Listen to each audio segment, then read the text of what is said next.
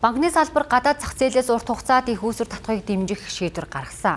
За Монгол банкны мөнгөний бодлогын хороо макро зохистой бодлогын асуудлаар хуралдаж банкуудын 2026 оны 10 дугаар сарын 1-ээс хойш татсан 360 хоногоос 3 жил хүртэлх хугацаагаар татсан их үүсвэрт 25%-аар заавал байлгах нөөц тооцох шийдвэр гаргасан. Өмнө нь Монгол банк нэг жилээс дээш хугацаатаар гадаад зах зээлээс татсан их үүсвэрт заавал байлгах нөөц тооцдоггүй байсан бол ийхүү макро зохистой бодлогын шийдвэрээр заавал байлгах нөөц тооцоор олжээ. За энэ нь гадаад орчны тодорхой бус байдал өндөр байгаа энүүд банкуудын гадаад валютаар татсан их үүсвэрээс хамааралтай хөрөх чадвар эрсдлийг бууруулах зорилготой гэдгийг Монгол банк тайлбарллаа.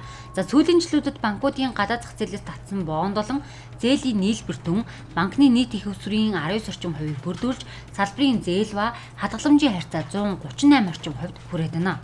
Хөгжиж буй орнуудын хувьд банкны системд балансаас үүдэлтэй эмзэг байдалд илүү анхаарал хандуулах шаардлагатай гэдгийг судалгааны ажлууд батлан харууллаа.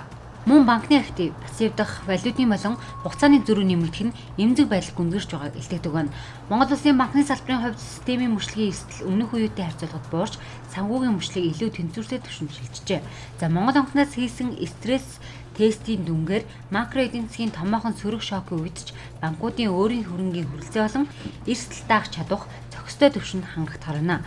Гэсэн хэдий ч Монгол банкны зүгээс цаашид банкны салбарт эрсдэл хоригдлогтаас урьдчилан сэргийлэх, банкуудын хувьд гадаад зах зээлээс урт хугацаат их үүсвэр татах сэдлийг урамшуулах зорилгоор дээрх бодлогын шийдвэрийг авч хэрэгжүүлжээ.